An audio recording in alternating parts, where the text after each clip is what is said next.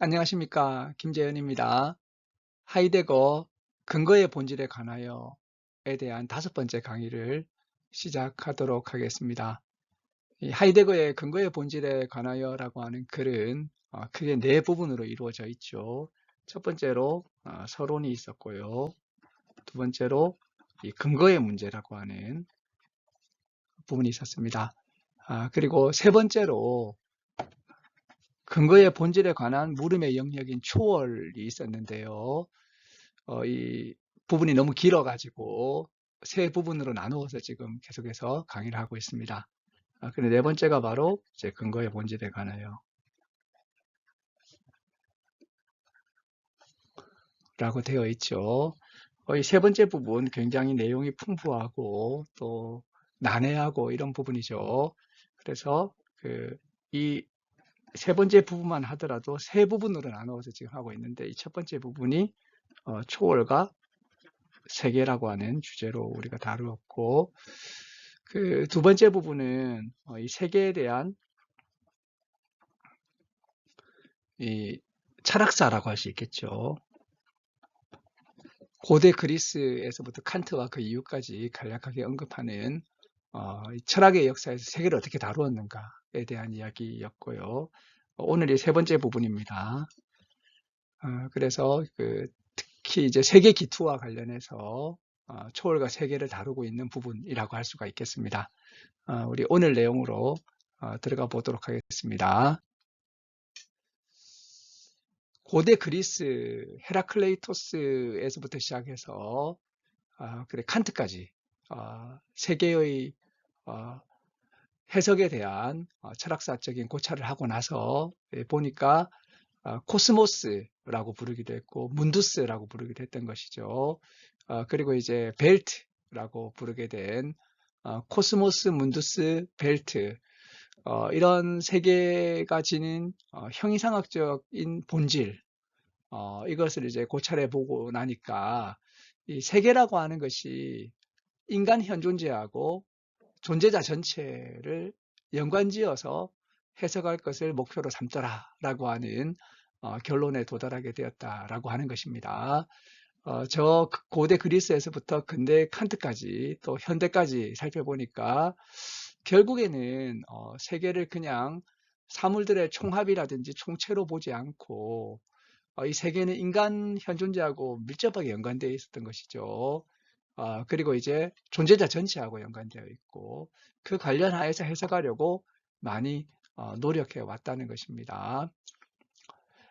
특히 이제 인간 현존재라고 하는 이 현존재는 이 존재자 전체의 한복판에서 있다는 거죠. 그러니까 이제 존재자 전체의 한복판에서 어떤 정황 속에 있으면서 존재자에 대해서 태도를 취하는 존재자가 바로 현존재인데요. 이 현존재는 실존하죠. 그래서 그 현존재에게는 존재자는 항상 전체 안에서 드러나게 되는데 이 이제 전체성을 붙잡으려고 하는 이러한 이해가 바로 세계로의 넘어섬이라고 하는 것입니다. 그래서 이제 이게 그 세계를 이렇게 이해하려고 하는 하이데거의 이런 하나의 이제 입장이라는 거죠. 그래서 이제 인간 현존재는 존재자의 한복판에서 존재자에 대해서 태도를 취하며 실존하고 있고 그래서 이제 존재자가 항상 전체로 드러나게 된다는 거죠. 근데 이 존재자 전체가 도대체 뭐냐? 이 이제 존재자 전체를 이해하려고 하다 보니까 이것이 바로 세계로 넘어가게 된다라고 하는 거죠. 그러면 이제 그 물음이 생기게 된다는 거죠. 전체 이야기를 하게 되는데 이 전체성의 근본 성격은 무엇이냐라고 이렇게 물어볼 수 있고요.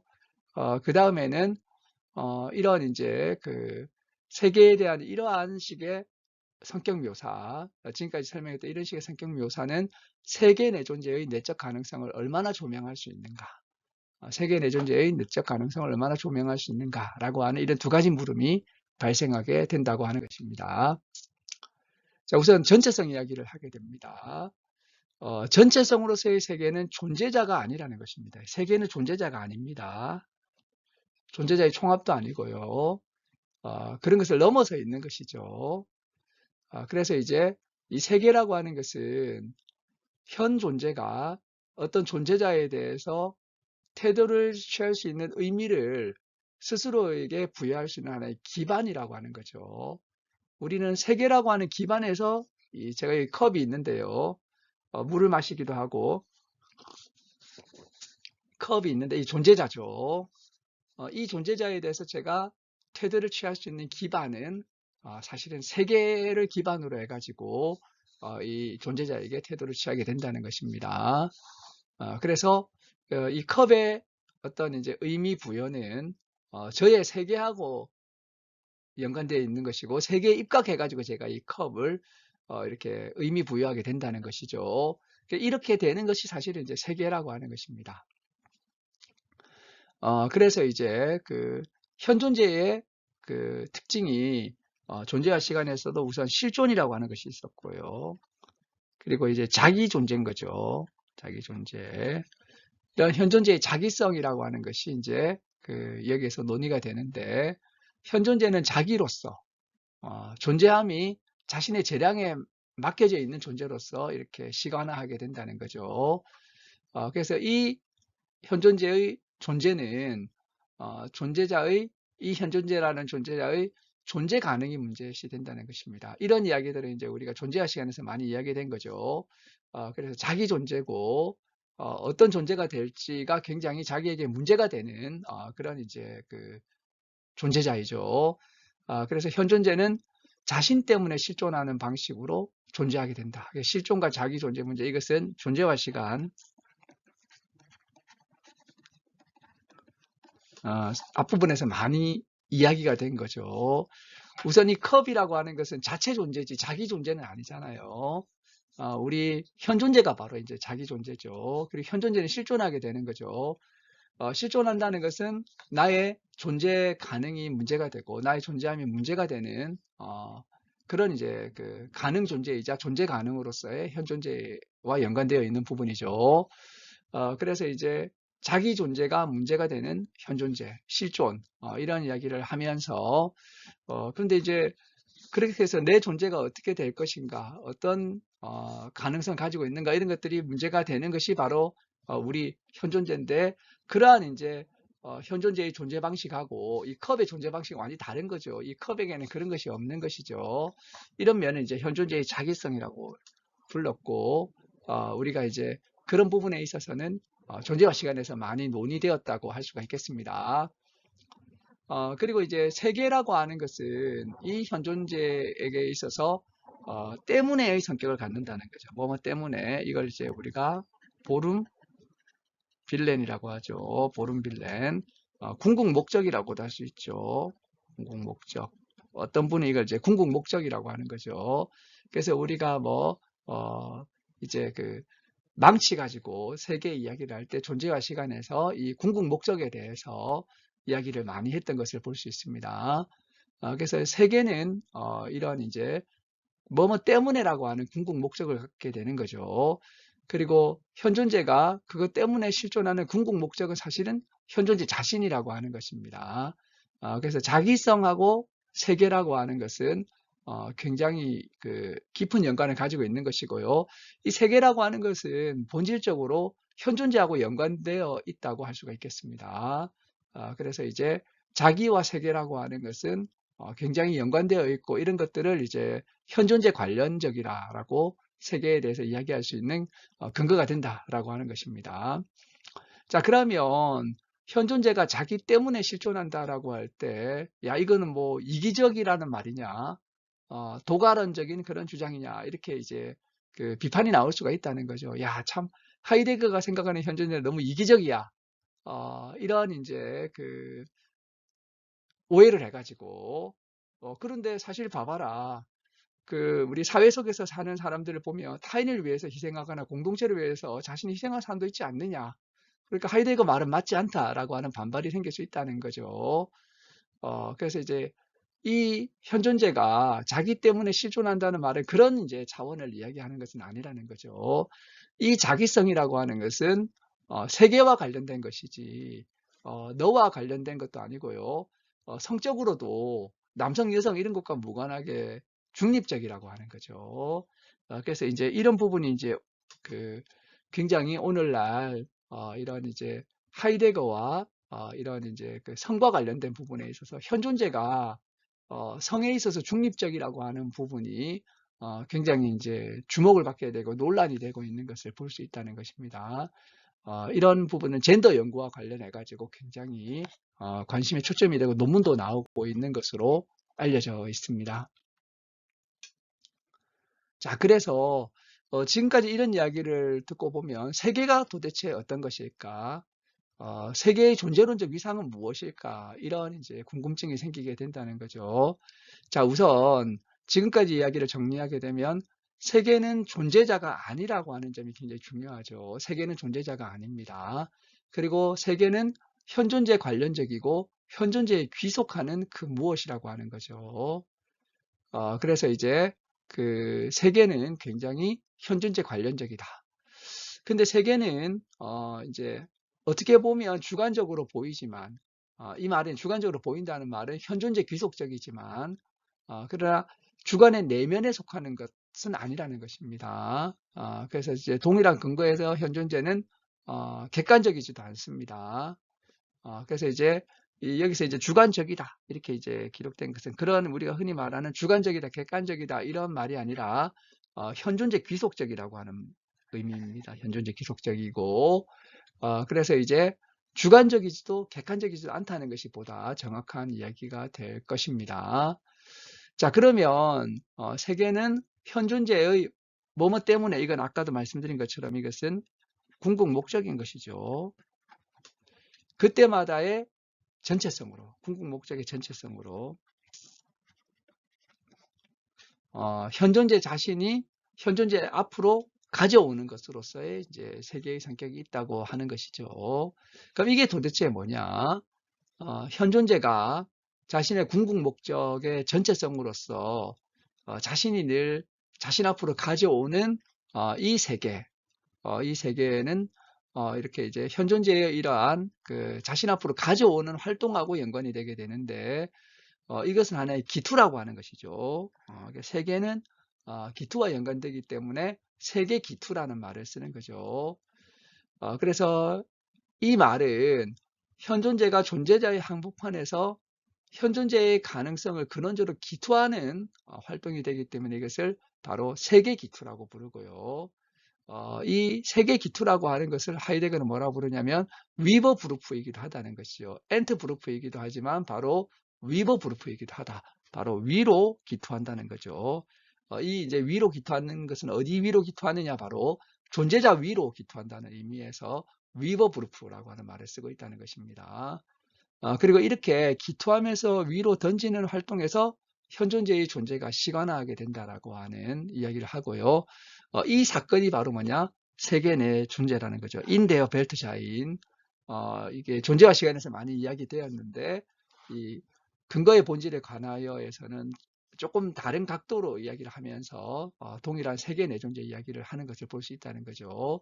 자, 그래서 이렇게 그 세계를 기투하면서 세계를 존재자 위로 던지는 이런 이제 위버 브루프에서 이제 현존재의 존재가 시간화하게 되고요. 이게 굉장히 중요한 이야기죠. 그리고 이렇게 하는 것이 바로 세계 내 존재고 이런 세계 내 존재가 이렇게 이루어지고 있다라고 한다는 것입니다.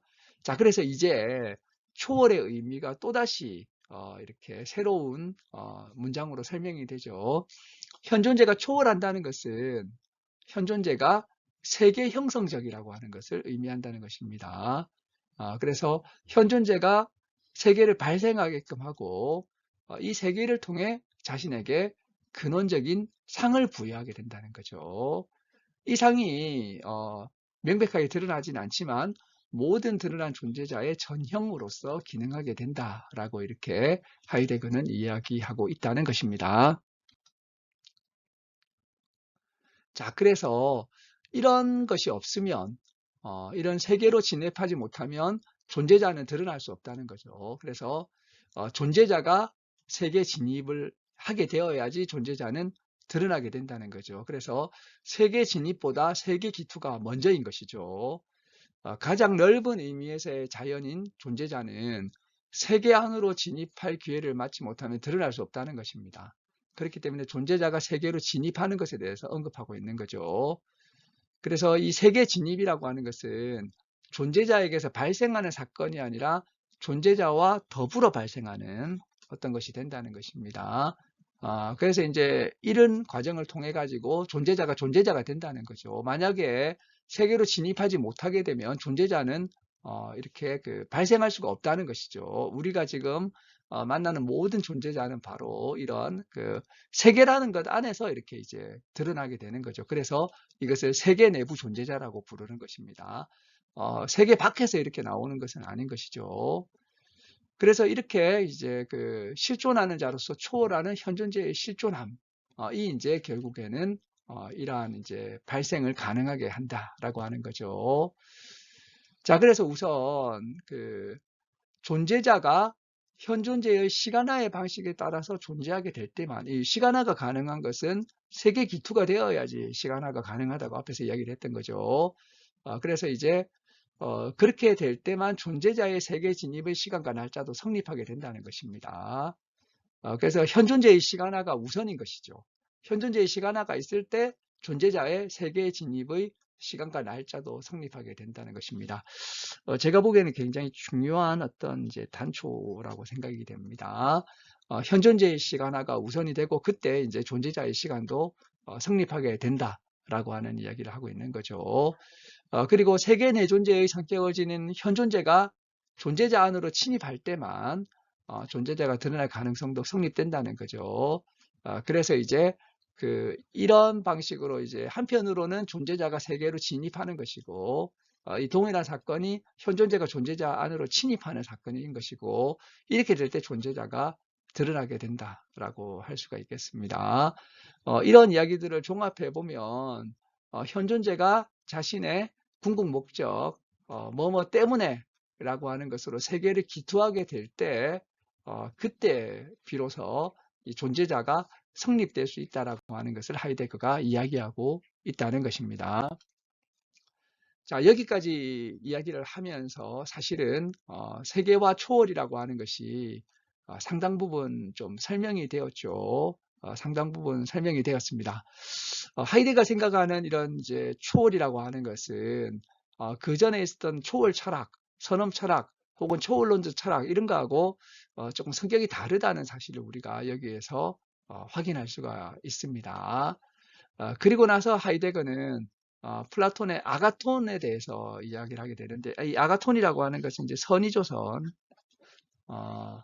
이제 이 플라톤의 아가톤에 대해서 특별히 검토하게 되는데, 이 선의 이데아, 뭐 이거하고 또 연관이 된 거죠. 이 선의 이데아는 이제 국가에서는 폴리테이아에서는 이데아들 중에 가장 높은 이런 이제 이데아가 되는 것이죠. 결국에는 이 이데아라고 하는 것이 굉장히 다원적이지 않습니까? 다양하고 그거 이데아들 사이에 체계에 관한 논의가 나오게 되는데 그런 토론이 국가에서도 이제 나오게 되고 그리고 소피스테스라고 하는 대화편에서도 나오게 되는 거죠. 혹은 이제 또 플라톤의 대화편 파르메니데스 같은 데서도 나오게 되는데요. 여기서 이제 아가톤 문제를 이렇게 국가에서 나온 아가톤 문제를 하이데거가 다루게 됩니다. 초월이 플라톤에게서도 진술된다는 거죠. 지금 자기가 이야기했던 하이데거가 이야기했던 초월이 플라톤에게서도 진술이 되는데 이 플라톤이 존재자를 넘어서라고 이야기를 했던 거죠. 이게 이제 에페케이나테스 우시아스, 굉장히 중요한 진술이죠. 이것이 이제 실체 넘어 혹은 뭐 존재 넘어 이렇게도 번역이 되는데요. 하이데거는 존재자를 넘어서 라고 이렇게 이제 에피케이나테스 우시아스라고 하는 이야기를 하고 있다는 거죠. 그래서 레비나스 같은 경우에는 봐라, 이 존재를 넘어서 있지 않느냐, 존재를 넘어서 선이 있다, 이렇게 이제 그 구제를 취해 가기도 하는 거죠. 플라톤의 존재자를 넘어서에서 이제 하이데거는 이제 에피케이나가 넘어선다는 거니까 넘어서 이제 플라톤의 초월을 한번 생각해 보자는 것입니다. 이제 여기까지 초월의 문제를 이야기하고 나면 플라톤의 이제 이런 그 아가톤이라고 하는 것을 검토할 만하다라고 하는 거죠. 이 아가톤의 문제는 플라톤의 국가론에서는 폴리스에서 현존제의 실존을 이끌어가는 근본 가능성의 문제의 정점으로서 이런 아가톤 선 이야기가 나오게 되는 거죠. 태양의 지속적으로 상승 가운데 삼중적으로 실현된 아가톤의 묘사, 이거 뭐 태양의 비유를 언급하고 있는 것이죠. 이 아가톤이라고 하는 것은 진리와 이해와 존재 가능성에 이제 관한 물음을 이야기하면서 연관지어서 이야기를 하고 있다는 거죠. 자, 그래서 아가톤은 진리와 이해와 존재 가능성까지도 지배하게 되는 그러한 지배력을 소유한 것으로서 이 아가톤을 이야기하고 있다는 것입니다. 그래서 이제 우리가 그 플라톤의 태양의 비유를 보게 되면 태양이라고 하는 것은 존재의 근거도 되고 또 그리고 이제 인식의 근거도 되는 것이죠. 그래서 이런 면에서 이 아가톤이라고 하는 것을 하이데거는 이렇게 이제 읽는다는 거죠. 아가톤은 진리와 이해와 존재의 가능성도 지배하는 지배력을 소유한 것이다 라고 이렇게 이야기를 하고 있다는 것입니다. 그리고 이제 이 아가톤의 본질을 뭐뭐 때문에로서 자기 자신에 대한 지배력을 소유함에 있다고 본 것이죠. 여기에서도 이제 그 플라톤도 뭐뭐 때문에라고 하는 것을 가져오고 있다는 것입니다. 이것은 이제 그 하이데거가 그 앞에서 세계 이야기를 할 때 이 때문에라고 하는 것은 궁극 목적인 것이죠.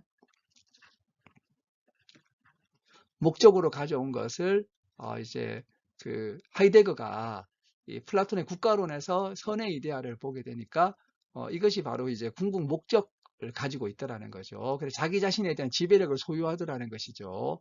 그래서 뭐뭐 때문에라고 하는 이런 이제 궁극 목적은 사실은 가능성 자체의 원천이라고 하는 것이죠. 그리고 하이데거에게는 가능적인 것은 현실적인 것보다 상위이기 때문에 이 아가톤의 지배라고 하는 것은 가능성의 본질적인 원천이라고 하는 것은 훨씬 더 존중받아야 될 것이다 라고 이야기를 하고 있다는 것입니다. 저는 이렇게 이제 그 플라톤의 국가론을 읽을 때 이런 방식으로 읽지는 않았었던 것 같습니다. 가능성의 본질적 원천이라고 보다는 일종의 이제 원인 같은 느낌을 좀 가지고 읽었었는데 하이데거는 이것을 이제 가능성의 원천이라고 하는 방식으로 이제 그 아가톤의 본질을 이해하고 있다는 거죠. 이렇게 이제 살짝 이제 그 이런 플라톤의 아가톤을 보는 관점이 다르다는 그런 이제 점을 우리가 확인할 수 있습니다. 통상적으로는 이렇게 가능성의 원천으로 이렇게까지 이해하기보다는 하나의 이제 원인으로서 이야기할 수가 있는데 상당히 좀 색다르게 이야기를 하고 있다고 볼 수가 있을 것 같습니다. 자, 이렇게 이제 그 아가톤이라고 하는 것을 보름 빌렌 궁극 목적 이거하고 연관시키면서 이것을 이제 또 현존제와 관련된 것으로 보는데 뭐뭐 때문에와 현존제의 관련은 플라톤에게서 명백하게 드러나지 않았다는 거죠. 플라톤은 이 뭐뭐 때문에를 현존제하고 관련시키는 것으로까지는 드러나게 하지 못했었다라고 하는 것이 이제 하이데거의 이해라고 하는 거, 플라톤 독해라는 거죠. 자, 그래서 이 전통적인 학설에 따르면 이념들은 하늘을 넘어선 장소에 있다는 거죠. 그래서 이데아라고 하는 것은 객관들 중에 객관적인 것으로서 그래서 이제 그 어떻게 보면 초객관적인 것으로 있다는 거죠. 그래서 이제 이념들의 특징은 이제 이데아라고 하는 것은 굉장히 이제 객관적인 것이죠. 가장 객관적인 것이죠.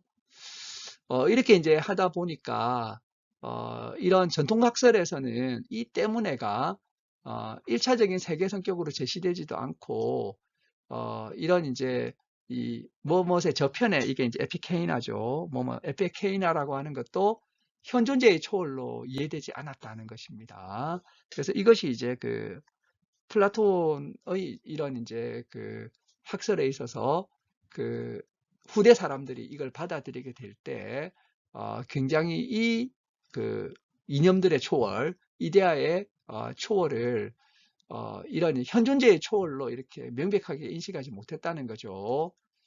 비록 이제 이 이념들이 주관에 내재한다는 것은 상기설에 이미 형성되어 있었던 거죠. 그래서 이제 이 이데아라고 하는 것이 객관적인 성격만 가지고 있는 것이 아니라 주관적인 성격도 가지고 있는 거죠. 하지만 이제 이것은 상기설의 맥락에서 주관에 내재하는 것으로 이야기가 되어 있는 거죠. 그래서 어떤 자극이 주어지게 되면 다시금 기억하게 되는 거죠.